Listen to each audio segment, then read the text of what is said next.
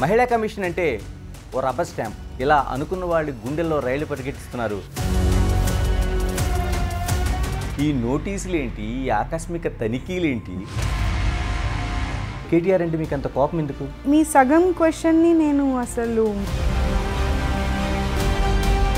మీరు సీరియస్గా తీసుకున్న విషయాల్లో హాస్టల్స్ ఒకటి. అంతకన్నా ఎక్కువగా పదజాలము వాడడం తెలియదు కాబట్టి మనుషుల పశువుల దగ్గర ఆగిపోయింది. సినిమాలోనూ నృత్యాలు వాళ్ళు చేస్తున్న స్టెప్పులపై మీరు చాలా సీరియస్గా తీసుకున్నారు. సూచన ఇవ్వడం జరిగింది కమిషన్ తరఫున. బాస్ అనేవాడు చెప్పింది చెయ్యకపోతే తనకి జీవితం లేదు, ఏం చెప్తారు? కేర్ఫుల్గా అండ్ చాలా సీరియస్గా తీసుకోవాల్సినటువంటి అంశం. నేరెళ్ళ శారద గారు జాతకాలు నమ్ముతారా? ఒక మహిళని తప్పుగా సంబోధిస్తే వాళ్ళు ఎవరు అనేది చూడకుండా కమిషన్ నుండి డెఫినెట్గా నోటీస్ వస్తుందనే మాట మటుకు. రేవంత్ రెడ్డి సీఎంగా కోఆపరేషన్ ఎలా ఉంది, మిగతా సభ్యులు ఎలా? ఎవరు ఏం మాట్లాడకూడదు, శారదమ్మనే ఉమెన్ కమిషన్ చైర్పర్సన్ అనేటువంటి మాట రేవంత్ రెడ్డి గారు చెప్పడం జరిగింది. చాలా వరకు మహిళా కమిషన్స్లో ఇలా వెళ్ళిన వాళ్ళకి భవిష్యత్తు కెరీర్ లేకుండా ఆగిపోయిన చాలా ఘటనలు ఉన్నాయి. ఇవాళ ఏ మంచి చేయాలో ఆ మంచి చేసేసేయాలి. Welcome to big TV. మహిళా కమిషన్ అంటే ఓ రబ్బర్ స్టాంప్.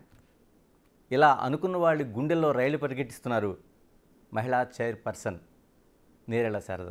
మనతో శారద గారు ఉన్నారు. శారద గారు నమస్తే. నమస్కారం అండి. నేను సూటిగా ఒకటి అడగదలుచుకున్నా. మహిళా కమిషన్ చైర్పర్సన్గా క్యాబినెట్ హోదా, ఒక కారు, గన్మెను, ఒక పెద్ద హోదా ఆఫీసు, మీరు సభలకి సమావేశాలకు వెళ్తే సాలువా కప్పి మిమ్మల్ని సన్మానిస్తారు. ఇవన్నీ చూసుకోకుండా ఈ నోటీసులు ఏంటి, ఈ ఆకస్మిక తనిఖీలేంటి, ఏం చెప్తారు దీనికంటే? జనాల్లో ఉండే చాలామందికి అభిప్రాయంతో పాటు నా ప్రశ్న కూడా అదే. ఓకే, దీనికి సమాధానం చెప్పాలి అంటే కారు, గన్మెన్ హోదా ఎవరైనా మెయింటైన్ చేయగలరు. కానీ ఒక అవతల వ్యక్తి యొక్క మనసుని, బాధని ఒక మానవత్వంతో అర్థం చేసుకున్నప్పుడే ఆ హోదాలో కూర్చోవడానికి మనకు అర్హత ఉంటుంది. మన అర్హతని మనం ముందు ప్రశ్నించుకోవాలి. అంతే తప్పించి ఆ హోదాని మనం గనక కారు కోసము, క్యాబినెట్ ర్యాంక్ కోసము, శాల్వాల కోసము, ప్రజల జస్ట్ చప్పట్ల కోసం తీసుకుంటే దానికి ఒక అర్థం ఉండదు అనేది నా అభిప్రాయం. అందుకని చెప్పి ఈ హోదాని హోదాలాగా తీసుకోలేదు, నేను ఒక బాధ్యతలాగా తీసుకున్నాను. బాధ్యతలాగా తీసుకొని ప్రజల్లో ఉన్నటువంటి బాధ ఏంటి, ఈ కమిషన్లో కూర్చున్నప్పుడు, ఆ చైర్లో కూర్చున్నప్పుడు ఆ బాధని నేను ఎలా నివారణ చేయగలను అనే దానిపైన దృష్టి పెట్టాను. కాబట్టి ఈ నోటీసులు ఇవన్నీ నేటిది నోటీసులు లేకపోతే కేసులు, క్షమాపణలు ఏదైతే టోటల్గా ఉండే ఒక సమస్యకు కానీ లేకపోతే చాలా వరకు పాతుకుపోయి ఉన్న విషయాలకు కానీ పరిష్కారం అవుతాయి? 100% అవుతాయండి, డెఫినెట్గా అవుతాయి.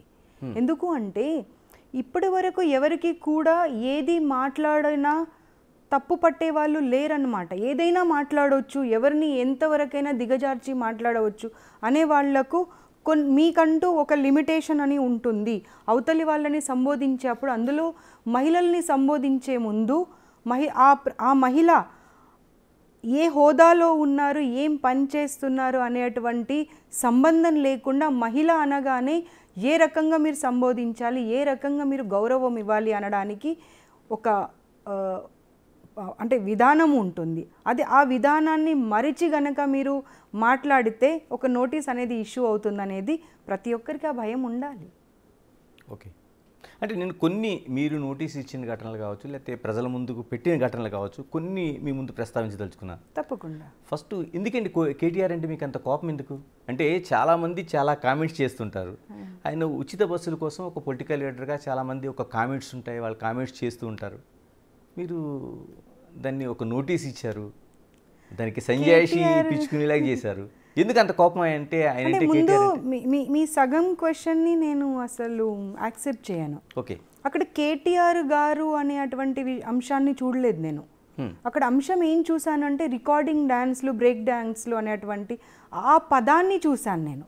ఆ పదాన్ని ఒక మహిళ పట్ల వాడవచ్చునా వాడకూడదా అనేటువంటి అంశాన్ని చూసాను తప్పించి అక్కడ కేటీఆర్ గారు అన్నారా లేకపోతే ఇంకెవరన్నా అన్నారా అనేటువంటి విధానం కాదు అక్కడ.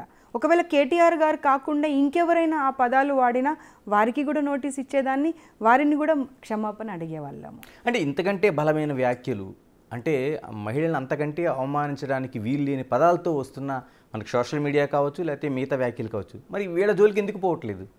లేదు, నేను రాకముందు విషయం నాకు తెలియదు. ఓకే, నేను కమిషన్ చైర్పర్సన్గా వచ్చిన తర్వాత మటుకు అది రాజకీయ నాయకులు కానివ్వండి, లేదంటే ఫిల్మ్ ఇండస్ట్రీకి సంబంధించినటువంటి వాళ్ళు కానివ్వండి, ఈవెన్ బయట మీరు సోషల్ మీడియా అన్నారు, సోషల్ మీడియాకి సంబంధించి నేను ఛార్జ్ తీసుకున్న ఒక 1 month లోపలే కొన్ని గైడ్లైన్స్ ఇష్యూ చేశాము సోషల్ మీడియాలో. ఆ గైడ్లైన్స్ని సర్క్యులేట్ కూడా చేశాము. కాకపోతే జనాలకి ఎలా అవుతుంది అని అంటే, గైడ్లైన్స్ ఇష్యూ చేసినా కానీ ఒక చట్టం వచ్చేంత వరకు భయం అనేది ఉండదు. ఆ చట్టం వచ్చిన తర్వాత కూడా భయపడతారా అనేది ఒక్కొక్క వ్యక్తి యొక్క వ్యక్తిత్వాన్ని బట్టి ఉంటుంది. కాబట్టి సోషల్ మీడియాలో వచ్చినా అది ఎవరు మాట్లాడినా ఒక మహిళని తప్పుగా సంబోధిస్తే తప్పకుండా వాళ్ళు ఎవరు అనేది చూడకుండా కమిషన్ నుండి డెఫినెట్గా నోటీస్ వస్తుందనే మాట మటుకు ఈ సందర్భంగా నేను డెఫినెట్గా చెప్పగలను.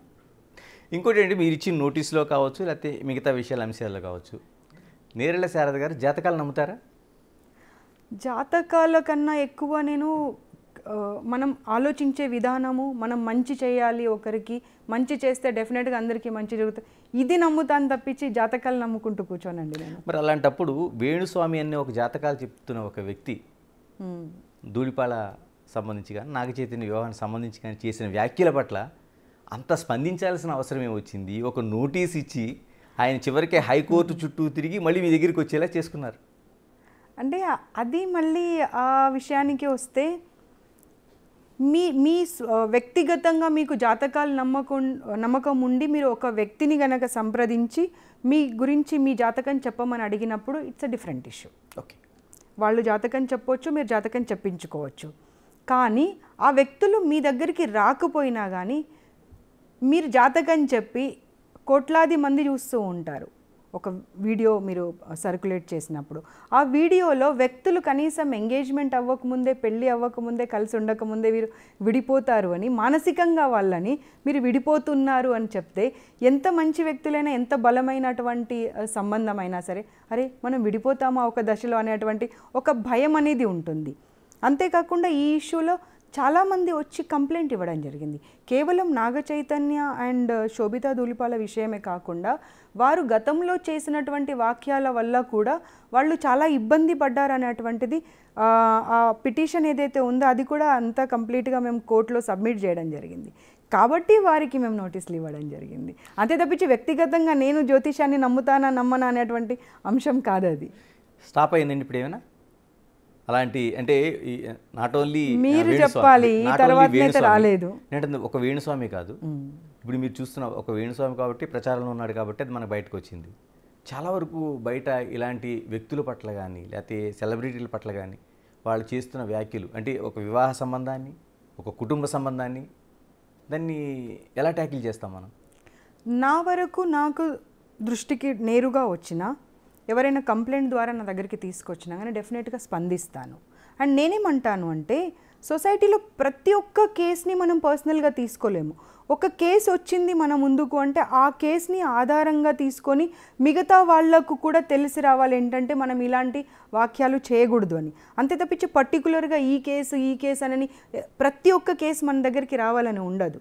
ఈ వేణుస్వామి వ్యాఖ్యలు చేయడం వల్ల హైకోర్టుకి వెళ్ళినా కానీ ఊరట లభించలేదు, మళ్ళీ కమిషన్కి రావాల్సి వచ్చింది.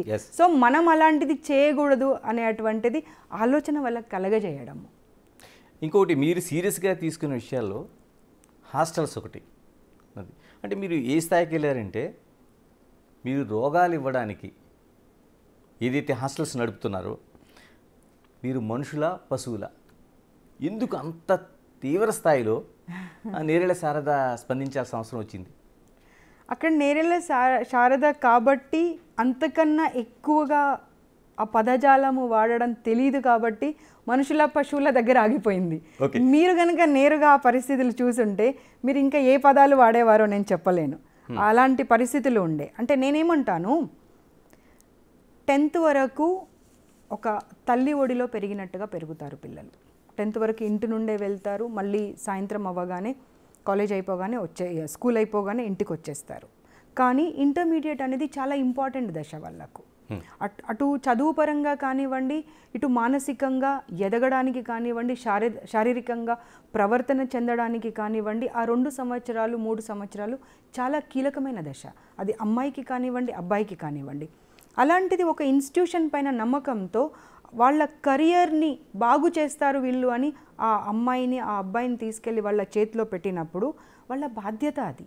ఒక తల్లిలాగా ఒక తండ్రిలాగా వాళ్లకు అన్ని రకాలుగా ధైర్యం ఇచ్చుకుంటూ ఆ ఒక కవచంలాగా ఉండి అన్ని రకాలుగా వాళ్ళని సేఫ్ గార్డ్ చేసేటువంటి బాధ్యత ఉన్నప్పుడు వాళ్ళని గాలికి వదిలేసి ఓన్లీ బిజినెసే చేస్తాము అంటే మరి సమాజంలో ఉన్న అందరము చూసుకుంటూ ఊరుకుందామా, లేకపోతే ఎవరో ఒకరు శారద లాంటి వాళ్ళు ముందుకొచ్చి ఆ విషయాలను బయటకు తీసి అందరికీ కనువిప్పు లాంటిది చేయాలనేది సమాజం ఆలోచించుకోవాల్సిన అవసరం ఉన్నది. శారద గారు, మీకు ఇందులోన తెలియని అంశం కాదు, కార్పొరేట్ సంస్థలు ప్రభుత్వాలను నడిపిస్తున్నాయి, ప్రభుత్వాలతో భాగస్వామ్యం అవుతున్నాయి, ప్రభుత్వాలకి కర్త కర్మ క్రియ అవుతున్నాయి. మరి ఇప్పుడు మీరు వెళ్ళి ఏదైతే ఒక తేనె తొట్టే అంటాను నేను, దాన్ని కదిలించారు, ఫేస్ చేయడానికి సిద్ధంగా ఉన్నారా? అది వెళ్ళే ముందు కానీ వెళ్ళి వచ్చిన తర్వాత కానీ దాని తర్వాత కాన్సిక్వెన్సెస్ ఏంటి, ఆ పదవిలో నన్ను ఉంచారా, ఆ పదవి నుండి తొలగిస్తారా, లేకపోతే ఇంకా ఇతరత్ర నాకేమన్నా కాల్స్ చేసి బెదిరిస్తారా, భయపెడతారా అనేది నేను ఆలోచించలేదు. నేను ఒకటే ఆలోచించాను, సంబడి హ్యాస్ టు దేర్.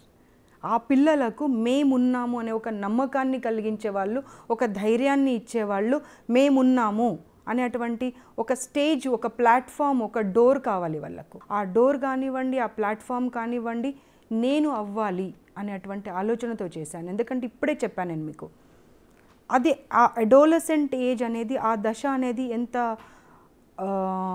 కాపాడుకోవాల్సినటువంటి పిల్లలని దశ అంటే, ఆ దశలోనే వాళ్ళు మంచి వైపుకైనా కానీ చెడు వైపుకైనా కానీ ఒక వ్యక్తిలో పరివర్తన, ఒక వ్యక్తిత్వంలో పరివర్తన చెందే అటువంటి దశలో ఉన్నారు. ఆ టైంలో కనుక మనం సపోర్ట్గా నిలబడకపోతే అటు తల్లిదండ్రులం కానివ్వండి, ఇటు సమాజం కానివ్వండి, అటు ఇన్స్టిట్యూషన్స్ కానివ్వండి, వాళ్ళ ఆలోచన విధానము కానివ్వండి, ప్రతిదీ మారే అటువంటి అవకాశం ఉంది. ఎందుకంటే చదువు అనేది ఒకటే పారామీటర్ కాదు. చదువుతో పాటుగా ఒక వ్యక్తిగా ఎదగడానికి, ఒక సొసైటీని మీరు ఏ దృష్టితో చూస్తున్నారు అని ఆ మార్పు చెందడానికి ప్రతిదానికి అది సంబంధించినటువంటిది, అది రిలేటెడ్ అవుతుంది. కాబట్టి డెఫినెట్గా స్టూడెంట్స్ ఇష్యూ వచ్చినప్పుడు ఈ చైర్లో ఉన్నా లేకపోయినా కానీ నేరెళ్ళ శారద అనే వ్యక్తి స్టూడెంట్స్ కోసం డెఫినెట్గా నిలబడుతుంది. అంటే ప్రైవేట్ సంస్థలు లేకపోతే అధికారులు లేకపోతే మిగతా కావచ్చు, అదే మీ పార్టీ అయితే ఎలా చర్యలు తీసుకుంటారు? అది ఆ స్వాతంత్రం ఉందా? డెఫినెట్గా అండి. నేను వ్యక్తి ఎవరు అనేది చూడనండి. ఆ వ్యక్తి మాట్లాడుతున్నటువంటి దుర్భాష గనక ఆడితే అది పార్టీకి సంబంధించిన వాళ్ళ, దేనికి సంబంధించిన వాళ్ళ అనేది మాకు అవసరం లేదు. ఒక మహిళ అక్కడ, ఆ మహిళ గౌరవాన్ని కాపాడేటువంటి బాధ్యతను తీసుకున్నాం. కాబట్టి అది ఏ పార్టీకి సంబంధించిన వాళ్ళు లేకపోతే ఏ హోదాలో సంబంధించిన వాళ్ళు అనేది అసలు దాని గురించి ఆలోచన కూడా చేయము. నోటీస్ అనేది సర్వ్ అవుతుంది, వాళ్ళు రావాల్సిందే. ఇంకొకసారి ఇలాంటి భాష మాట్లాడకూడదు అనేటువంటి ఆలోచన రావాల్సిందే 100%. నేను స్ట్రైట్గా అడగదలుచుకున్నాను, నిజంగానే మీరున్న కాంగ్రెస్ పార్టీలోని లింగ వివక్ష లేకుండా ఇంత నిష్పక్షపాతంగా ఉందా పార్టీ? నేను ఒక పార్టీ గురించి, వివక్ష గురించి ఇప్పుడు మాట్లాడట్లేదు. ఈ స్థాయిలో ఇక్కడ ఈ కమిషన్, ఈ హోదాలో కూర్చున్నప్పుడు మటుకు నేను చెప్తుంది ఒకటే, ప్రతి మహిళను గౌరవించాల్సినటువంటి బాధ్యత మనకుంది. నేను ఇంతకుముందు చెప్పా, ఇప్పుడు చెప్పాను. మన ఇంట్లో, మన ఫ్యామిలీలో ఉన్నటువంటి మన అక్క చెల్లిని ఒక రకంగా చూడడము, బయట వాళ్ళను ఒక రకంగా చూడడం అనేది అది మానుకున్నప్పుడే సొసైటీ అనేది మారుతుంది. ప్రతి ఒక్కరం అంటాము సొసైటీలో మార్పు రావాలి, సొసైటీలో మార్పు రావాలి. మార్పు అనేది ఎక్కడ మొదలవ్వాలి అనే ఆలోచన ఎవరో ఒకరు చేయాల్సిందే కదా. సో మన నుండే ఎందుకు మొదలు పెట్టకూడదు ఆ మార్పు అనేది? కాబట్టి అది మీరు ఒక పార్టీ అని మీరు పార్టీ పేరు తీసి చెప్పారు, కానీ నేను ఆ ఒక్క పార్టీకి అనట్లేదు, ప్రతి ఒక్క పార్టీకి చెప్తున్నాను నేను. ఒక మహిళ తన కుటుంబాన్ని చూసుకుంటూ తన కుటుంబంతో పాటుగా సమాజానికి ఎంతో కొంత నా వంతు చేయాలని చెప్పి రాజకీయాల్లోకి వచ్చినప్పుడు ఆ మహిళని ఇంకా గొప్పగా చూడండి. ఎందుకంటే ఏదో ఒక సాక్రిఫైస్ చేయకుండా ఒక మహిళ గడప దాటలేదండి. ఆ సాక్రిఫైజెస్ చేసి బయటకు వస్తున్నప్పుడు ఆ మహిళను ఒక తల్లిలాగానో ఒక దేవతలాగానో చూసి మీరు సపోర్ట్గా నిలబడండి తప్ప రాజకీయాల్లోకి రాగానే ఏదో కొంత అది ఇది అని ఒక రకమైనటువంటి ఒక ఇంప్రెషన్ ఉంటుంది. ఆ ఇంప్రెషన్ని తీసేయాల్సినటువంటి తొలగించాల్సినటువంటి బాధ్యత ఈ సొసైటీలో ఉన్నటువంటి ప్రతి ఒక్క వ్యక్తి పైన ఉన్నది. తర్వాత ఇంకొక మాట మీరు అన్నారు, దానికి మనం సమాధానం ఇవ్వకుండానే ఇంకో క్వశ్చన్కి వెళ్ళిపోయాము. మీరు అన్నారు చూడండి ఒక మాట, ఇన్స్టిట్యూషన్స్ గవర్నమెంట్కి ఎలక్షన్స్ టైంలో మనీ అది ఇది ఇవ్వాల్సి ఉంటుంది. ఏ గవర్నమెంట్ కూడా, అది ఏ ప్రభుత్వం అన్నా కానివ్వండి, అది కాంగ్రెస్ ప్రభుత్వమా ఇదివరకు ఉన్నటువంటి ప్రభుత్వాలు ఎవరన్నా కానివ్వండి, వాళ్ళు ఎవరు కూడా ఒక పిల్లలను హింసించి లేకపోతే తల్లిదండ్రులను హింసించి మీరు డబ్బులు వసూలు చేయండి, ఆ డబ్బులను మాకు పంపించండి అని ఎవరు అనట్లేరు. మీది ఒక బిజినెస్ లాగా తీసుకుంటారా, లేకపోతే ఒక సర్వీస్ లాగా తీసుకుంటారా అనేటువంటి ఆలోచనతోని మీరు మీ విద్యా సంస్థని నడిపించాలి, లేదా ఇంకేదైనా బిజినెస్ ఉంటే అది నడిపించాలి. అంతే తప్పించి పీడించి ఆ డబ్బుని మీరు ప్రభుత్వానికి ఇవ్వాలని ఏ ప్రభుత్వం కూడా కోరుకోదండి. ఇంకోటి నేను కీలకంగా మీతో చర్చించాలనుకున్న అంశం ఏంటంటే, వర్క్ ప్లేస్లో ఉమెన్స్ పట్ల జరుగుతున్న హెరాస్మెంట్స్, అది చిన్న సంస్థ కావచ్చు పెద్ద సంస్థ కావచ్చు, అన్ని చోట్ల బాస్ అనేవాడు చెప్పింది చేయకపోతే తనకి జీవితం లేదు. ఒకే ఒక వరల్డ్లో ఏం చెప్తారు? ఎందుకంటే పోస్ట్ లాంటి యాక్ట్స్ ఉన్నాయి మనకి. సినిమా ఇండస్ట్రీలో కాస్టింగ్ కావచ్చు, నాట్ ఓన్లీ సినిమా ఇండస్ట్రీ, అన్ని సెక్టార్లు, నేను ఇంక్లూడింగ్ మీడియా కూడా మాట్లాడుతున్నాను. ఎలా ఏమైనా పరిష్కారం కనిపిస్తుందా? ఎక్కడైనా మనకు ఫుల్ స్టాప్ ఉందా? అట్లీస్ట్ భయం ఉందా? ఒక డొమెస్టిక్ మేడ్ నుండి మొదలు పెట్టుకొని ఉన్నతమైన స్థాయిలో పనిచేస్తున్నటువంటి మహిళకు కూడా ఈ మీరు చెప్పినటువంటి బాధ అనేది తప్పడం లేదు. ఓకే, కానీ చాలా వరకు మహిళలకు పాష్ యాక్ట్ అనేది ఒకటి ఉంది అనేటువంటి విషయమే తెలియదు. ఆ విషయం తెలీదు. దాంట్లో కొన్ని కమిటీస్ ఉంటాయి, ఇంటర్నల్ కమిటీ అని ఒకటి, లోకల్ కమిటీ అని 2 కమిటీస్ ఉంటాయి. సో ఆ ఇంటర్నల్ కమిటీ వేశారా వేయలేదా అనేటువంటి విషయాన్ని ఇప్పటికి చాలాసార్లు నేను లెటర్స్ పంపించడం జరిగింది, కానీ ఇంతవరకు సమాధానం రాలేదు. అండ్ ఇంటర్నల్ కమిటీ చేసినప్పుడు కూడా ఏమవుతుంది అంటే మళ్ళీ ఆ సంస్థకి సంబంధించినటువంటి వాళ్ళే ఆ ఇంటర్నల్ కమిటీలో ఉంటారు. ఖచ్చితంగా కదా. సో ఆ సంస్థలో పనిచేస్తున్నటువంటి ఒక మహిళ తనకు ప్రాబ్లం వచ్చినప్పుడు ఆ ఇంటర్నల్ కమిటీ ముందే కనుక వెళ్తే, అరే మా సంస్థకి సంబంధించినటువంటి గౌరవాన్ని కాపాడడం కోసం ఈ విషయాన్ని బయటకు తీసుకువెళ్లకుండా ఉండాలి అని చెప్పి ఆ మహిళ నోరు మూయించుతున్నారు తప్పించి ఆ మహిళకు న్యాయం జరగాలన్నటువంటి ఆలోచన ఎంతమంది చేస్తున్నారు? ఒక పర్సెంటేజ్ రూపంలో నాకు చెప్పండి. అప్పుడు ఒక మహిళ ఇంటర్నల్ కమిటీకి చెప్పినా నా పరువే పోతుంది, లేదంటే మళ్ళీ ఇంకా కొంచెం నా పైన ఒత్తిడి అనేది వస్తుంది, ఇంకా హ్యూమిలియేషన్ వస్తుంది అని భయంతో ఇంటర్నల్ కమిటీకి చెప్పకుండా ఉంటున్నారు తప్పించి చెప్పాలి, న్యాయం పొందాలన్నటువంటి ఆలోచన చేయడం లేదు. ఎందుకంటే అది ప్రమోషన్లోనో ఇంక్రిమెంట్లేనో ఏదో ఒక దగ్గర మళ్ళీ కక్ష సాధింపు అనేది ఉంటుంది.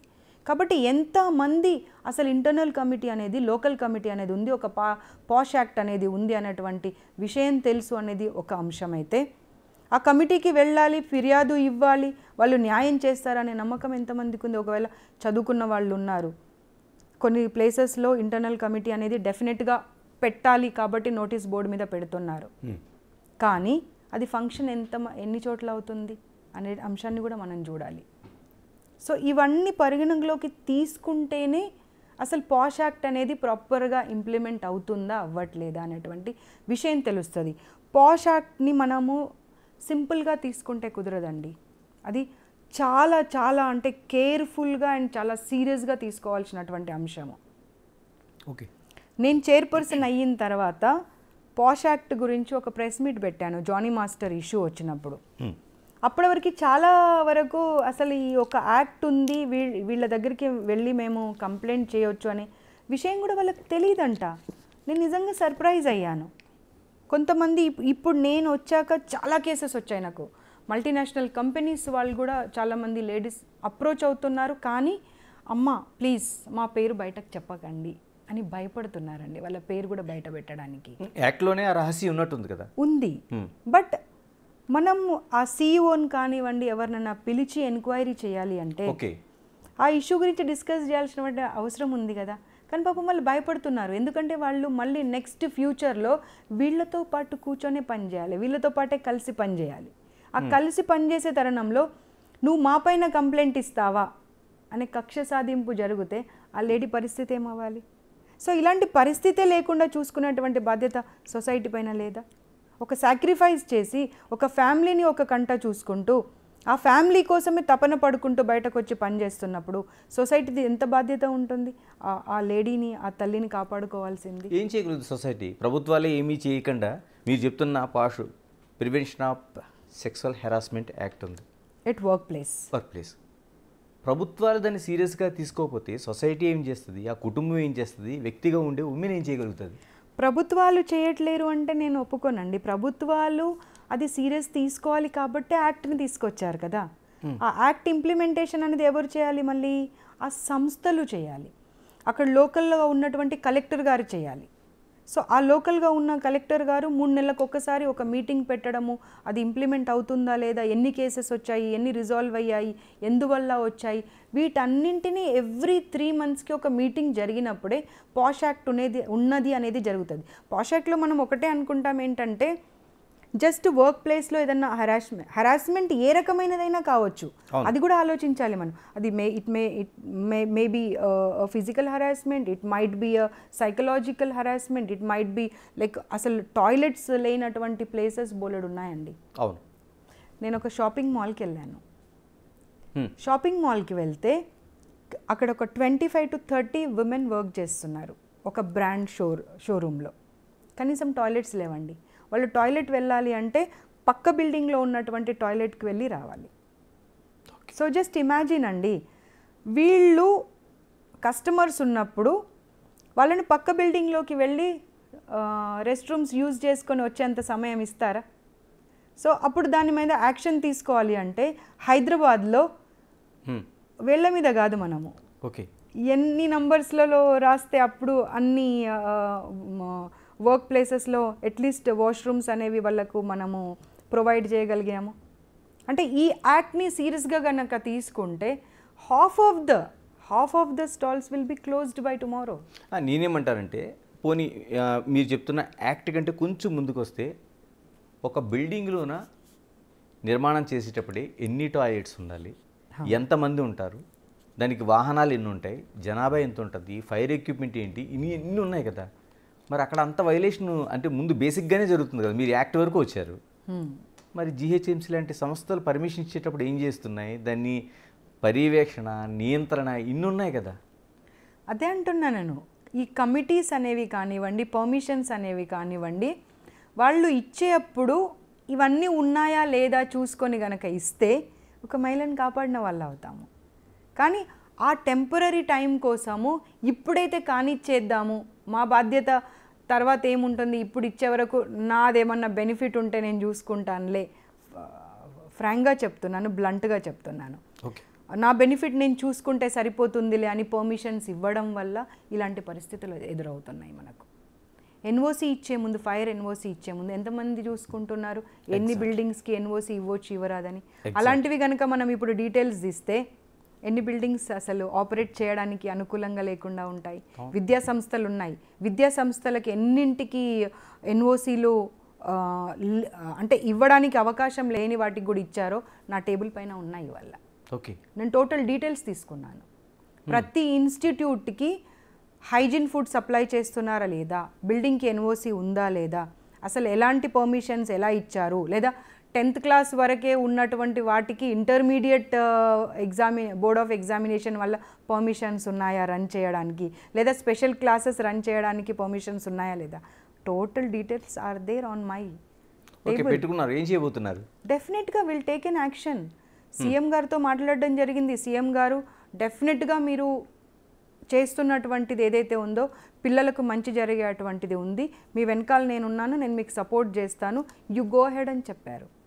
సో ఇప్పుడు ఎగ్జామ్స్ టైం తర్వాత హాలిడేస్ టైము, ఈ ఎగ్జామ్స్ తర్వాత హాలిడేస్ పీరియడ్లో కనుక వాళ్ళు సర్దుకుంటే సరే, సర్దుకోలేదనుకోండి మళ్ళీ కాలేజెస్ స్టార్ట్ అవుతాయి. కాలేజెస్ స్టార్ట్ అయిన తర్వాత మళ్ళీ శారదమ్మ వెళ్తుంది అక్కడికి, అంతే కదా.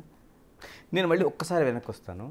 ఏదైతే మీరు పాష్ యాక్ట్ ఉందో, లేకపోతే కాస్టింగ్ కౌచ్ లాంటి ఒక భూతాలు ఉన్నాయో, వచ్చే కంప్లైంట్సే మీకు 100లోనో ఒక్కటి కంప్లైంట్ వస్తుంది, అంటే 1% మాత్రమే మీకు బయటపడుతుంది. మరి జానీ మాస్టర్ లాంటి కేసులు చూసిన తర్వాత మీ ముందుకు వచ్చి బాధితురాలు చెప్పిన తర్వాత ఇప్పటివరకు ఏమైందో తెలియదు, శూన్యం.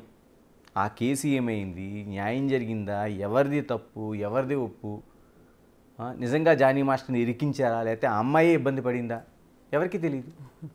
అంటే కొన్ని ఎలా ఉంటాయంటే ఓన్లీ కమిషన్కే వచ్చిన కేసెస్ అనుకోండి, మేము రిజాల్వ్ చేయగలుగుతున్నాం చాలా వాటిని.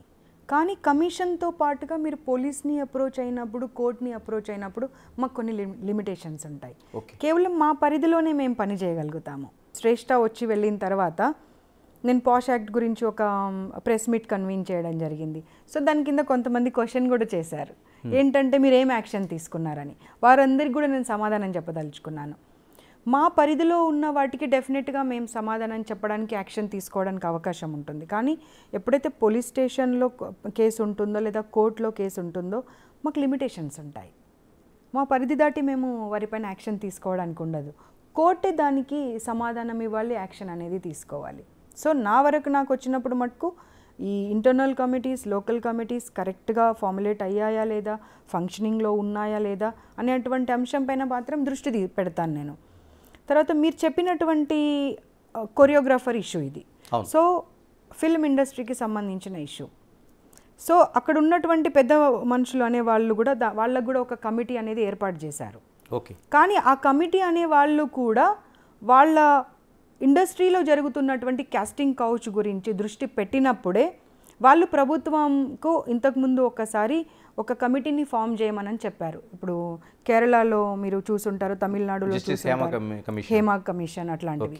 సో అలాంటి ఒక కమిటీ తెలంగాణలో కూడా కావాలి అని పెట్టడం జరిగింది తప్పించి, దాని తర్వాత మళ్ళీ వీళ్ళు ప్రభుత్వాన్ని అప్రోచ్ అవ్వడం కానివ్వండి, సీరియస్గా తీసుకోండి కాస్టింగ్ కౌచ్ అనేటువంటి అంశం రాకూడదు అంటే ప్యాషన్తో, ఇష్టంతో ఈ ఇండస్ట్రీలోకి వచ్చినటువంటి అమ్మాయిలను కాపాడే బాధ్యత మన పైన ఉంది.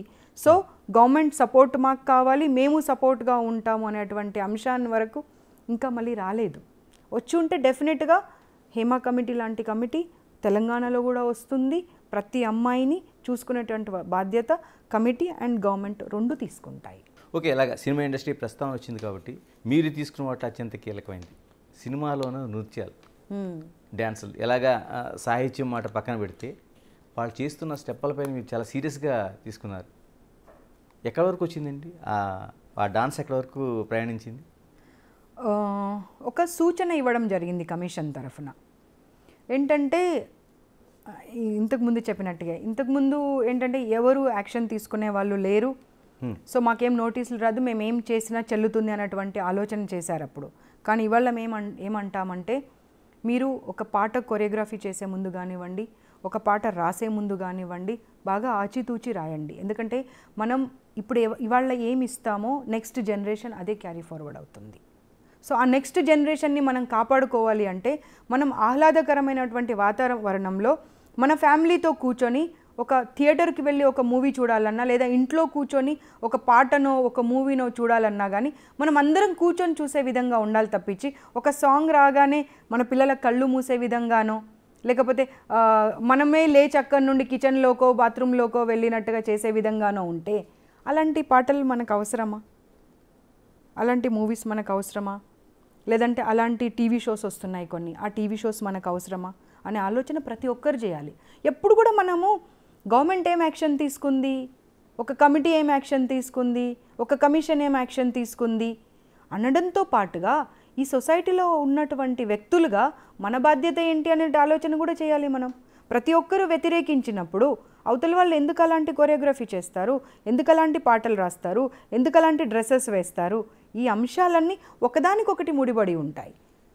సెపరేట్గా తీసుకోరాదు, ఇవన్నీ ఒకదానికొకటి ముడిపడి ఉంటాయి. కాబట్టి దీనిపైన సీరియస్గా చర్చ జరగాల్సినటువంటి అవసరం ఉన్నది, చాలా సీరియస్గా.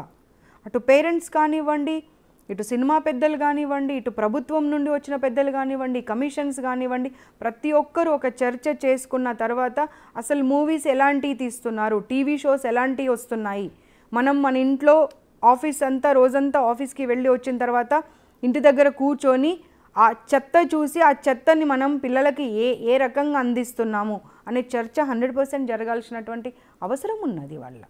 ఊరికే బ్లేమ్ గేమ్ లాగా ఉండకూడదు. శారద గారు, మీరు ఇలాంటి ఈ అంశంలోనే మీకు చాలా వరకు సోషల్ మీడియా కావచ్చు, మిగతా చోట కావచ్చు, ఈ స్టెప్పుల కోసం మాట్లాడుతున్నప్పుడే వేస్తున్నది కూడా అక్కడ మహిళలే. వాళ్ళకి లేని అభ్యంతరం శారద గారికి ఉండాల్సిన అవసరం ఏముందనేది ప్రశ్నకి ఏం సమాధానం చెప్తారు?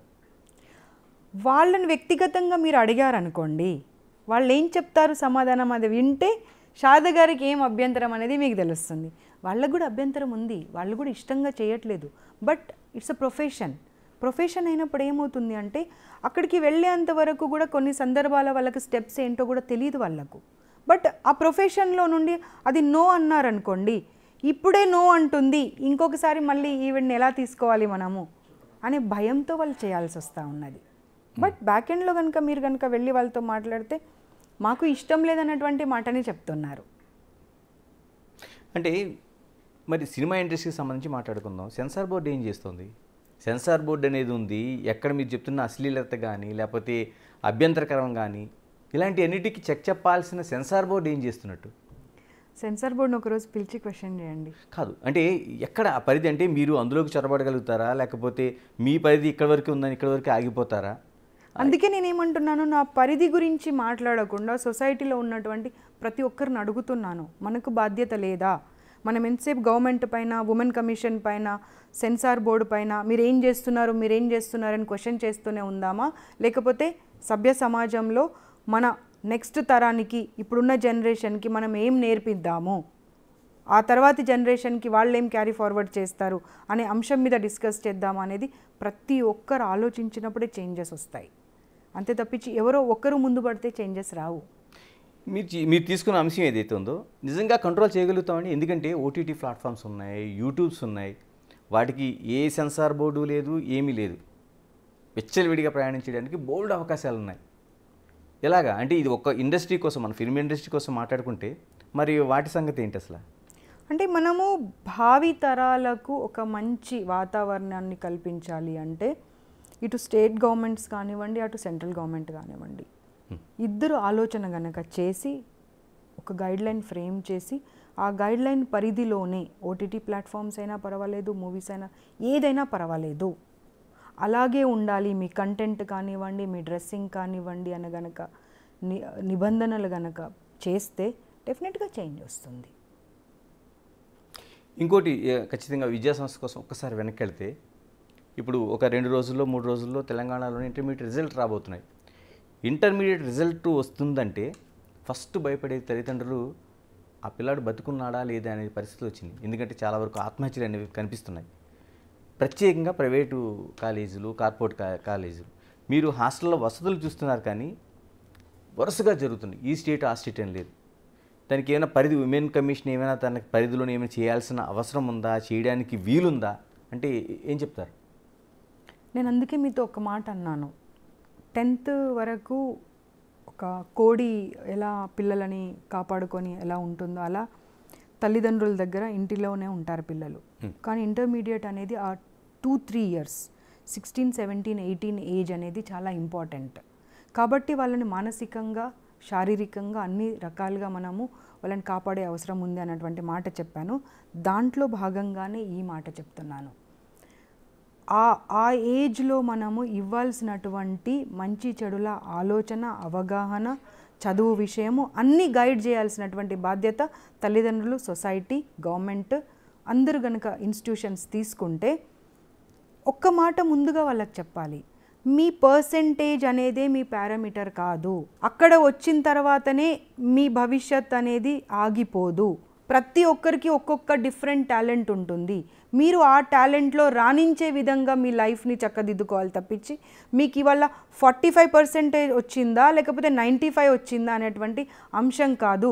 హౌ యు ఆర్ గ్రోయింగ్, ఒక పర్సన్గా మీరు ఎలా ఎదగగలుగుతున్నారు, లేదా మన బిడ్డని మనం ఒక పర్సన్గా ఎలా సొసైటీలో అన్నీ నేర్పించి నిలబెట్టగలుగుతున్నాం అనేది ఒక కొలమానం కావాలి తప్పించి పర్సంటేజ్ ఎంత వచ్చింది అని మీరు మీ పిల్లలది పర్సంటేజ్ బయట చెప్పడమో, అవతల పిల్లల పర్సంటేజ్లు మీరు అడగడమో అది మానేయాలి ఇప్పటికైనా కానీ మనము. ఎందుకంటే మనం ఎంతోమంది బిజినెస్ మెన్లను చూసాము. స్కూల్ డేస్ కాలేజ్ డేస్కి కనుక వెళ్తే వాళ్ళు 95% లేదా 99% హోల్డర్స్ కాదు, 35% వాళ్ళు ఉన్నారు, లేదనంటే అసలు చాలా సబ్జెక్ట్స్ పోయిన వాళ్ళు ఉన్నారు. కాబట్టి ఇవాళ ప్రతి తల్లిదండ్రి ఇంటర్మీడియట్ ఎగ్జామ్స్ని మీరు మంచి ప్రశ్న అడిగారు. ఈ ప్లాట్ఫామ్ సందర్భంగా చెప్తున్నా, మీ పిల్లలకు రిజల్ట్కి 1 వీక్ బిఫోరే కూర్చోబెట్టుకోండి, మీ దగ్గర కూర్చోబెట్టుకొని చెప్పండి మీరు, నానా యు గివ్ యూ 100%, నీ 100% నువ్వు ఇవ్వు, రిజల్ట్ గురించి ఆలోచించకు, నువ్వు పాస్ అవుతావా ఫెయిల్ అవుతావా నీకు ఎంత పర్సెంటేజ్ వస్తుంది అనేటువంటి అంశం వల్ల నీ లైఫ్ నువ్వు డిస్టర్బ్ చేసుకోకు. నీకు పర్సనల్ ఇంట్రెస్ట్ దేంట్లో ఉంది, అది నీకు వ్యక్తిగతంగా ఎలా దోహదపడుతుంది, ఒక వ్యక్తిగా ఎదగడానికి కానివ్వండి, ఒక ప్రొఫెషన్ తీసుకోవడానికి కానివ్వండి, మేమున్నాము నీకు, నీ వెన్నంటే నేను నిలబెట్టడానికి అనేటువంటి మీరు ధైర్యాన్ని ఇవ్వండి. ఒక్క పర్సన్ కనుక చనిపోతే మళ్ళీ ఇక్కడే వచ్చి మనం మాట్లాడుకుందాం. కానీ ఎంతమంది తల్లిదండ్రులు ఆ నమ్మకాన్ని ఇవ్వగలుగుతున్నారు అనేది ప్రశ్న. ఇక్కడ తల్లిదండ్రులు అందరూ ఫ్రెండ్లీగా కనుక మాట్లాడుతూ ఉంటుంటే, పర్సంటేజ్ అనేదే పారామీటర్ తీసుకోకపోతే ఎందుకండి చావులు అవుతాయి? అంటే తల్లిదండ్రులకి అంత అవకాశం ఉందా? న్యూక్లియర్ ఫ్యామిలీస్ అయిపోయినాయి, భార్యాభర్త కష్టపడితే తప్ప బ్రతుకు వెళ్ళలేని పరిస్థితి. మీరు చెప్తున్నది నిజంగా ఒక ఉమ్మడి కుటుంబమో లేకపోతే ఇలాంటి కుటుంబాల్లో అంతకుముందు జరిగేది. ఒకసారి చేసి చూడండి, ఒకసారి చేసి ప్రయోగం చేయండి. ఒకసారి జస్ట్ అన్నాను కదా నేను ఇప్పుడు, అందుకే ఈ రోజు నుండే మొదలు పెట్టండి. రిజల్ట్ రోజు వరకు మీ పిల్లల్ని కూర్చోబెట్టుకొని మాట్లాడుతూ ఉండండి. తల్లిదండ్రులు నమ్మకం ఇవ్వండి. You are not a failure if you are not getting pass marks or you are not getting 95 marks. You are not a failure. Just think about your ambition, your passion, which profession you want to. అట్లా ఆలోచించాలి తప్పించి దీనికి అంటే 99% వస్తేనే నేను సొసైటీలో తలెత్తుకొని తిరగగలను. లేదంటే చాలామంది పేరెంట్స్కి ఇంకొకటి అవుతుందండి, రిజల్ట్ రాగానే ఒకరికొకరికి ఫోన్లు చేసుకుంటారు. మీ పిల్లోడికి ఎంత పర్సెంటేజ్, మీ పిల్లోడికి ఎంత, అరే వాళ్ళ ముందు నా తలవంపు చేసావు, వీళ్ళ ముందు నా అరే ఎవరు ముందు తలవంపు నీకు ఎందుకమ్మా? నీ ఇప్పుడు మీరేమన్నారు, బిజీ సొసైటీలో పిల్లలకు తల్లిదండ్రులు టైం ఇవ్వలేకపోతే, అరే అల్టిమేట్గా మనం సంపాదించుతుంది ఎవరి కోసం? మన పిల్లల కోసమే కదా. సో ధనరూపకంగా ఇస్తారా, లేకపోతే కూర్చోబెట్టుకొని ధైర్యాన్ని నింపుతారా, ఒక మంచి వ్యక్తిగా అన్ని విషయాలు మీరు చర్చించుకుంటారా? అది కూడా ఒక రకమైనటువంటి ధనము కన్నా మించినదండి. సో మీ టైం ఇవ్వండి ముందు పిల్లలకు. ఓకే, ఒక ఈ అంశంలో ఒక ప్రపోజల్ పెట్టాను నేను స్టేట్ గవర్నమెంట్ దగ్గర. WCD women and child welfare minister గారికి చర్చించాను. తర్వాత సీఎం గారితో చర్చించితే సీఎం గారు ఎంత ఇష్టపడ్డారంటే ఆ ప్రపోజల్ని, యూనియన్ గవర్నమెంట్ నుండి అది పాస్ అయ్యి రావాలి. ఇమ్మీడియట్గా తన లెటర్ ప్యాడ్ పైన శారదమ్మ ఇమ్మీడియట్గా పంపించేసేయండి అని చెప్పి పంపించడం జరిగింది. దాంట్లో నేను ఒకటే అడుగుతున్నాను, ఇదివరకంటే ఇంటర్మీడియట్కి వచ్చిన తర్వాత పిల్లలతో కూర్చొని మాట్లాడాల్సిన అవసరం ఉండేది, కానీ ఇవాళ మీరు మీ 5th స్టాండర్డ్ పిల్లలతోనే కూర్చొని మాట్లాడేటువంటి అవసరం ఉన్నది. They need a guide. As a parent you want to guide them, or as a psychologist you want to guide them, as a doctor you want to guide them, it's up to you. But డెఫినెట్గా ఒక guide అనేవాళ్ళు, ఒక మంచి స్నేహితులాగా ఉండేటువంటి guide అనేవాళ్ళు వాళ్ళకు కావాలి. So గవర్నమెంట్కి నేను ప్రపోజల్ పెట్టాను ఏంటంటే, we will provide an app where they will find a psychologist also, ఒక లా గైడ్ చేసే వ్యక్తి, అంటే 5 years పిల్లలకు కాదు నేను అనేది, ఇంకా PG అలా చేసే పిల్లలకు, అండ్ ఒక గైనకాలజిస్ట్ ఆల్సో.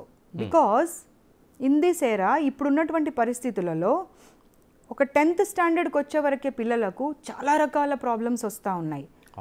కొన్నిసార్లు వాళ్ళు ఫ్రెండ్స్తో చర్చించాలన్న మొహమాట పడుతున్నారు, ఇబ్బంది పడుతున్నారు, తల్లిదండ్రులతో చర్చించాలన్న ఇబ్బంది పడుతున్నారు, ఆ టైం అనేది కూడా ఇబ్బందికరమైనటువంటి పరిస్థితి. సో నేను ఏమంటానప్పుడు, they no need to tell their name, వాళ్ళ వేర్ అబౌట్స్, వాళ్ళ ఏమి డిస్క్లోజ్ చేయాల్సినటువంటి అవసరం లేదు. స్ట్రైట్గా డాక్టర్ అవైలబుల్ ఉంటారు, వారిని ప్రశ్న అడిగితే ఆ ప్రశ్నకి సమాధానం ఇస్తారు. అట్లీస్ట్ ఆ టైంకి ఒకవేళ అదే పెద్ద సమస్య అనుకున్న వాళ్ళు, సూసైడ్ వైపు ఆలోచన చేసేవాళ్ళు సూసైడ్ చేసుకోరండి లైఫ్లో. ఒక గైడ్, ఒక మంచి ఫ్రెండ్, ఒక మంచి గైడ్ గనక ప్రతి ఒక్కరి లైఫ్లో ఉంటే ఏ వ్యక్తి కూడా సూసైడ్ అనేటువంటి ఆలోచన కూడా చేసుకోరు. సో అట్లాంటిది ఒక ప్రపోజల్ పెట్టాను. బహుశా నాకు తెలిసి కొంత సమయంలోనే ఆ ప్రపోజల్ కనుక వాళ్ళు వెళ్ళి WCD మినిస్టర్ గారిని కూడా కలిసి రావడం జరిగింది. ఓకే. తర్వాత హోమ్ మినిస్టర్ గారిని కూడా కలిసి రావడం జరిగింది. అండ్ ఐ టెల్ యూ, ఇండియాలో ఎప్పుడు ఇంతవరకు ఏ కమిషన్ కూడా ఇలాంటి ఆలోచన చేయలేదు. And they appreciated a lot. చాలా అప్రిషియేట్ చేశారు. అమ్మ అసలు ఇలాంటి థాట్ వచ్చినందుకు we seriously appreciate you as a commission chairperson. ఇంతగా మీరు పిల్లల గురించి ఆలోచిస్తున్నారా? సో ఇక్కడ మీరు తెలంగాణలో కాంగ్రెస్కి సంబంధించిన ప్రభుత్వమా, అక్కడ సంబంధించిన కమిషనా అనేది చూడము. ఒక మంచి ప్రపోజల్తో వచ్చారు కాబట్టి ఆ ప్రపోజల్ని హానర్ చేస్తాము. దీన్ని ఇక్కడ ఒకవేళ తెలంగాణలో కనుక ఇంప్లిమెంట్ అవుతే మిగతా స్టేట్స్లలో కూడా మేము చేయడానికి ప్రయత్నిస్తామనేటువంటి మాట చెప్పడం జరిగింది. శారద గారు, మీరు దగ్గరగా వచ్చి 10 నెలల కాలం అయింది అనుకుంటా. జూలై 17th ఒక 10 నెలల కాలం గడుస్తుంది. నిజంగా మీరు టేకప్ చేసిన అంశాలు కావచ్చు, మిమ్మల్ని ఫస్ట్ కంగ్రాచులేట్ చేయాలి. ఎందుకంటే మీకు ఆ శుభాకాంక్షలు చెప్పాలి. ఎందుకంటే చాలా అంశాలని ముందు ఆ వేదిక పైకి బయటికి తీసుకొచ్చి చెప్పగలిగారు. అంటే వీటిలో కూడా చాలా లూప్ హోల్స్ కనిపిస్తున్నాయి. ఎలా అంటే ఇవి ఏమైనా పూర్తిగా ఈ 5 ఏళ్ల కాలం కావచ్చు, లేకపోతే కొనసాగించేలా ఉంటుందా, లేకపోతే అక్కడితో ఆగిపోతాయా? ఎందుకంటే చాలా అంశాలకి మనకి ఎక్కడో చోట పరిష్కారం కావాలి. కానీ మహిళా కమిషన్ సంబంధించి మీరు ఒక దూరం వెళ్ళి ఆగిపోయే పరిస్థితి వస్తుంది. ఇప్పుడు మీకు చేస్తున్న పాష్ యాక్ట్ కావచ్చు, మిగతాయి కావచ్చు, ఇవన్నీ ఆ లూప్ హోల్స్ని ఏమైనా సరి చేసుకోవడానికి ఏమైనా అవకాశం ఉందా? మొన్న లాస్ట్ వీక్ ఒక 4 days మీటింగ్ జరిగిందండి. నేషనల్ కమిషన్ ఫర్ ఉమెన్ వాళ్ళు అన్ని స్టేట్ కమిషన్ని పిలుచుకొని అయోధ్యలో 3 days కాన్ఫరెన్స్ జరిగింది. అక్కడ మీ అంశాన్ని లేవనెత్తాం మేము. I was the first person to speak about the posh act in that meeting also. నేను అక్కడ ఒకటే మాట చెప్పాను, మీరు పాష్ యాక్ట్ని ప్రాపర్గా ఇంప్లిమెంట్ చేయాలనుకుంటే, నిజంగా మహిళలకు అండగా నిలబడాలనుకుంటే you make some changes. Okay. And you give the responsibility to, అంటే డైరెక్ట్ రెస్పాన్సిబిలిటీ ఉండే విధంగా కమిషన్ని మీరు చేంజెస్ తీసుకొస్తే తప్పించి దానికి సార్థకత అనేది ఉండదు. ఇంటర్నల్ కమిటీ, లోకల్ కమిటీ మీరు వదిలేశారనుకోండి, పాష్ యాక్ట్ ఉన్నా ఒకటే అవుతుంది, లేకపోయినా ఒకటే అవుతుంది అనేటువంటి అంశాన్ని చెప్పడం జరిగింది. నేషనల్ చైర్పర్సన్ గారు అది విని సానుకూలంగా స్పందించడం జరిగింది. కాబట్టి ఓకే. సో డెఫినెట్గా వాళ్ళు నాకు తెలిసి మళ్ళీ నెక్స్ట్ మంత్ లేదా తర్వాత మంత్ ఏదో ఒక సందర్భంలో మా అందరినీ మళ్ళీ పిలుచుకొని మాట్లాడతారు. నేను అంశం ముందు పెట్టగానే మిగతా కమిషన్ చైర్పర్సన్స్ కూడా ఏకీభవించడం జరిగింది. మ్యామ్ ఇది ఉన్నా లేకపోయినా ఒకటే అనేటువంటి మాట కూడా చెప్పడం జరిగింది. ఓకే, ఒక్కసారి నేషనల్ దగ్గర నుంచి మీ ఆఫీస్ దగ్గరికి వద్దాం. అంటే శారద గారు ఒక చోటకి ఆకస్మిక తనిఖీకి వెళ్తున్నారంటే వాళ్ళకి ముందు బాగా తెలుస్తుందంట అక్కడ ఎవరైతే ఉన్నారో వాళ్ళకి. అంతకుముందు మనం ఏసీబీ లేకపోతే ఇన్కమ్ ట్యాక్స్ ఇటువంటి వాటిలో చూసేవాళ్ళం ఆ ఇంటి దొంగల్ని. మీ ఇంటి దొంగల పని గుర్తించారా, లేకపోతే ఏమైనా ఆ ప్రాసెస్లో ఉన్నారా? కాకపోతే నేను ఇది ఒప్పుకోనండి, ఎందుకంటే నేను నా డ్రైవర్కే చెప్పాను నేను ఎక్కడికి వెళ్తున్నాను అనేది. ఎలా తెలుస్తుంది మరి? నాకు తెలియదు, మరి మీకు అలా చెప్పారా? మీరు లాస్ట్ టైం వెళ్ళేటప్పుడు మీరు వెళ్ళే టైంకే అక్కడ వాళ్ళు గేట్లు వేసి ఒక ఇన్స్టిట్యూషన్లోన వాళ్ళు అక్కడ ఏదైతే మీరు వెళ్ళదలుచుకున్నారో అన్నీ క్లీన్ చేసే పని మీరే చూసారు. నేను 2 ఇన్స్టిట్యూషన్స్కి వెళ్ళినప్పుడు, అంటే మిగతా చాలా వెళ్ళాను, బిగినింగ్ది చెప్తున్నాను. నేను కార్లో కూర్చొని డ్రైవర్కి ఇటు వెళ్ళు అటు వెళ్ళు అటు వెళ్ళు అటు వెళ్ళు అనుకుంటూ నేను ఆ ప్లేస్కి తీసుకెళ్ళాను తప్పించి నేరుగా ఈ ప్లేస్కి వెళ్ళమని చెప్పని కూడా చెప్పలేదు నేను. మరి అది ఎలా తెలిసిందో మీరే ఆ దొంగలను పట్టి నాకు చెప్పాలి. మీరు దాన్ని గమనించారా లేదా? మీరు అక్కడికి వెళ్ళినప్పటికీ వాళ్ళు అప్పటి వరకు తెరిచున్న గేట్లు మూసి ఉంచాల్సిన అవసరం ఏముంటుంది? ఆ రోజా? లేదు, ఆ రోజు ఇన్ఫర్మేషన్ వచ్చి మూయలేదు వాళ్ళు. ఏమైపోయింది అంటే నా కారు వాళ్ళ గేటు ముందు నుండి వెళ్ళిపోయి మేము వేరే దగ్గర ఆపుకొని కారు నడుచుకుంటూ వద్దామని వెళ్ళాము. సో మైట్ బి ఎవరో ఒకరు టీవీలో 24/7 చూస్తూ ఉంటారు కదా, కెమెరాస్ని అబ్జర్వ్ చేస్తూ ఉంటారు కదా. సో కమిషన్ బోర్డ్ అనేది కనిపించి గబగబా వచ్చి బయట గేట్స్ లాక్ చేయడం జరిగింది. But nobody has information that I'm going anywhere. Right. చివరిగా మనం మించే ముందు మీరు రాజకీయాలకు వద్దాం ఒకసారి. మీరు ఎలాగా సోనియా గాంధీ మనసు గెలుచుకున్నారు, ఆవిడ మీకంతా తెలిసింది అందరికీ. రాష్ట్రంలో ఎలా ఉంది? రేవంత్ రెడ్డి సీఎంగా కోఆపరేషన్ ఎలా ఉంది? మిగతా సభ్యులు ఎలా ఉన్నారు? అంటే నాకు ఉన్న ఇన్ఫర్మేషన్, మిగతా ఇన్ఫర్మేషన్ మీరు తీసుకొని చెప్పాలి. ఉమెన్ కమిషన్ అనే పదవి గురించి డిస్కషన్ వచ్చినప్పుడు ఎవరు ఏం మాట్లాడకూడదు, శారదమ్మనే ఉమెన్ కమిషన్ చైర్పర్సన్ అనేటువంటి మాట రేవంత్ రెడ్డి గారు చెప్పడం జరిగింది. సో అందులోనే మీకు అర్థం అవ్వాలి వారికి నా పైన ఇంప్రెషన్ ఏంటి అనేది. ఇలా ఇంత దూకుడుగా వెళ్తున్నారు, చాలా వరకు మహిళా కమిషన్స్లో ఇలా వెళ్ళిన వాళ్ళకి భవిష్యత్తు కెరీర్ లేకుండా ఆగిపోయిన చాలా ఘటనలు ఉన్నాయి. మీ ఫ్రేమ్లో ఉన్నాయో లేదో తెలియదు కానీ మాకు చాలా ఉన్నాయి. శారద గారు ఏం ఆలోచిస్తున్నారు? ఇవాళ ఏ మంచి చేయాలో ఆ మంచి చేసేసేయాలి, అంతే తప్పించి రేపటి గురించి ఆలోచించుకుంటూ ఇవాళ చేసేది కూడా చేయకుండా ఉంటే ఎలాగండి? రేపు పదవి వస్తుందా రాదా, ఏ పరిస్థితిలో ఉంటాను, అది తర్వాత విషయం. సో ఇవాళ నాకు అది ఒక 10 మందికి మంచి చేసే అవకాశం నాకు ఉన్నప్పుడు నేను నా ఒక్కదాని గురించి ఆలోచించుకొని, నా భవిష్యత్తు ఆలోచించుకొని ఆ 10 మందికి మంచి చేయకుండా నేను ఎందుకు ఉండాలి? కంటిన్యూ చేస్తారా చెయ్యరా, ఇంకో పదవి ఇస్తారా ఇవ్వరా, అది సెకండరీ. అది ఇవాళనైతే ఒక మీరు అన్నట్టుగా దూకుడుగా వెళ్ళి 10 మందికి భయం అయితే పెట్టాను కదా. 1,00,000 మంది పిల్లలు ప్రశాంతంగా ఇవాళ హాస్టల్స్లలో నా పేరు చెప్పుకొని ఏదన్నా చేస్తే మ్యామ్కి కాల్ చేస్తామని చెప్పే పరిస్థితిలో ఉన్నారా లేదా? ఇమాజిన్ అండి, మీరు 5,000 అప్లికేషన్స్ వచ్చాయి నా ఆఫీస్కి, కంప్లైంట్స్ ప్రతి ఇన్స్టిట్యూట్ నుండి. అంటే ఒక ధైర్యాన్ని ఇవ్వగలిగాను కదా. నా ఫోన్, మా ఆఫీస్ ఫోన్ అసలు దాదాపుగా ఒక 2 months 3 months మోగుతూనే ఉంది. అంటే దాన్ని ఫేస్ చేయడానికి రెడీగా ఉన్నారు మీరు, మీ పార్టీ కావచ్చు, రెడీ టు ఫేస్. అంటే నా ఒక నిర్ణయం వల్ల లక్షల మందికి మంచి జరుగుతుంది అన్నప్పుడు, నా ఒక్కదానికే నష్టం జరుగుతుంది అన్నప్పుడు I'm ready to face it. అంటే మన సైకాలజీ ఎలా ఉంటుందంటే, ఝాన్సీ లక్ష్మీబాయి లేకపోతే సరోజిని నాయుడు పక్కింట్లో ఉంటే బాగుంటుంది, మన ఇంట్లో ఉండదు కదా. లేదండి, నా ఆలోచన అలాగే ఉంటుంది. నా ఒక్కదానికి నష్టం జరుగుతుంది ఇక్కడ, కానీ లక్షల మందికి మంచి జరుగుతుంది కదా. జెడ్పీటీసీగా చేశారు, తర్వాత ఎథిక్స్ కమిటీలో చేశారు, ఇప్పుడు మహిళా చైర్పర్సన్గా ఉన్నారు. ఎమ్మెల్యేగా పోటీ చేయడానికి ఉండే ఒక పెద్ద గోడ, ఎంపీగా పోటీ చేయడానికి ఉండే పెద్ద గోడ బ్రేక్ చేయగలుగుతారా, లేకపోతే ఈ ప్రయాణం ఇలాగే జరుగుద్దా? ఫ్యూచర్ చూడాలి ఎలా ఉంటుంది అనేది. ఫ్యూచర్ వదిలిపెట్టారు అంతే, శారద గారి చేతిలో లేదు, ఎవరి చేతిలో ఉండదండి ఫ్యూచర్. సో ఆ సమయాన్ని ఆ సందర్భాన్ని బట్టి అప్పుడు నిర్ణయం తీసుకుందాము. ఇప్పుడు చేసేటువంటిది ఇప్పుడు చేద్దాం. రైట్, చివరిగా చెప్పండి, ఏం చేయబోతున్నారు? మహిళా కమిషన్ మీ చేతుల్లో ఉంది కాబట్టి, మీరు వెళుతున్నారు కాబట్టి ప్రయాణం అంతిమ లక్ష్యంగా, అంటే ఈ 5 ఏళ్ళ అంతిమ లక్ష్యంగా ఏం చేయదలుచుకున్నారు? చాలా చేంజెస్ రావాలండి. చాలామంది ఏమనుకుంటారంటే మహిళా కమిషన్ అనగానే ఏదో డొమెస్టిక్ వైలెన్స్ కేసు మా ఆఫీస్కి వస్తుంది, కూర్చోబెట్టాలి, ఏదో కౌన్సిలింగ్ చేయాలి, పంపించేసేయాలి. కాదండి, మహిళా కమిషన్ అనే దానికి మీరు ఒక పరిధి అనేది మీరు పెట్టలేరండి. ఓకే, చాలా పెద్ద అంశం ఇది. Anything you think and you can do. మీరు ఒక మంచి చేయాలి అని అనుకుంటే మహిళలందరినీ ఉద్దేశించి you can do it. Just మీరు how you put that before the government and how you get it done from them అనే దాని మీద డిపెండ్ అయి ఉంటుంది. సో నా వరకు నాకు తెలిసి 5 సంవత్సరాల్లో చేయాల్సిన అనుభవం అంతా ఈ 9 నెలల్లో వచ్చేసింది. సో చాలా అంశాలపైన చాలా ప్రపోజల్స్ రెడీ పెట్టుకున్నాను. సీఎం గారు టైం తీసుకొని సీఎం గారి దగ్గర కూర్చొని గనక చేస్తే కొంతలో కొంతైనా కానీ మనము మహిళలు ఇబ్బంది పడకుండా వాళ్లకు న్యాయం చేసిన వాళ్ళం అవుతాము. ఒక 2-3 అంశాల గురించి మాట్లాడుకోవాలి ఇక్కడ.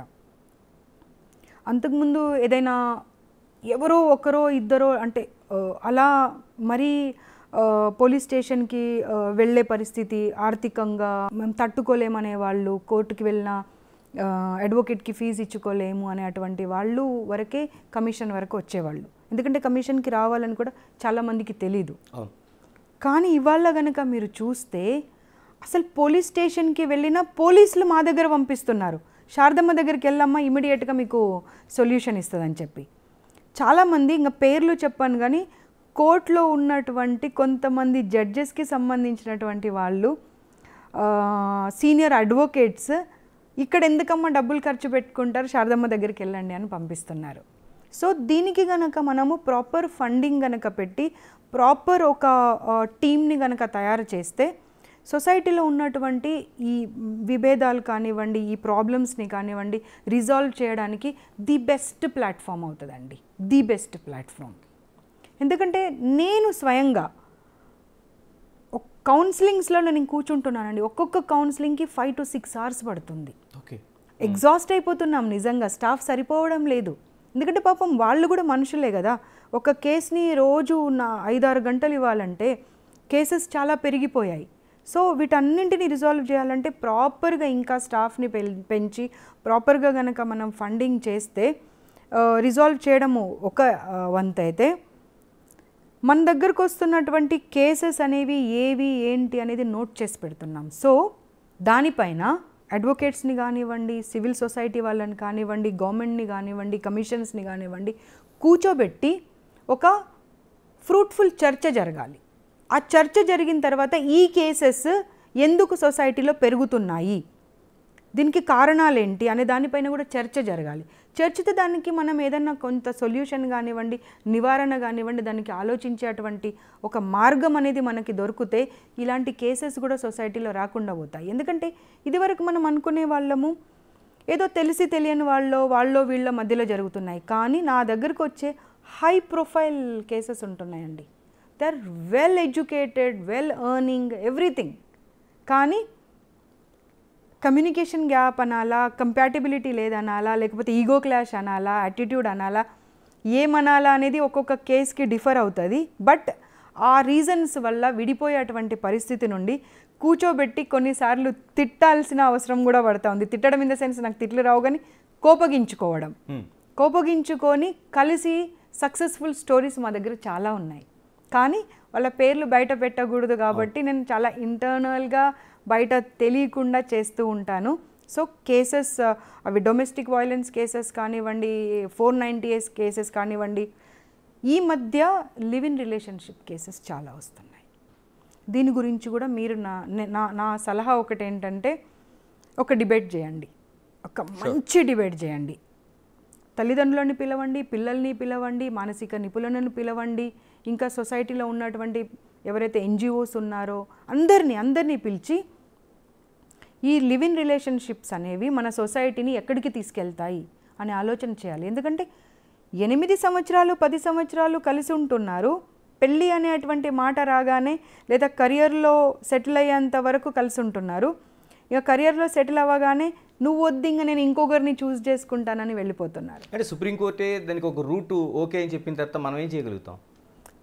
అది ఓకే, నేను అది కాదనను. కానీ నేనేమంటున్నాను అంటే, ఒక అండర్స్టాండింగ్తో ముందే ఉండి ఒక 1 year మనం కలిసి ఉంటున్నాము, ఆ తర్వాత నీకు నాకు సంబంధం లేదు, లేకపోతే 2 years కలిసి ఉంటున్నాం, లేకపోతే కొంతకాలం కలిసి ఉంటున్నామని ఒక అండర్స్టాండింగ్తో వెళ్తే పర్వాలేదు.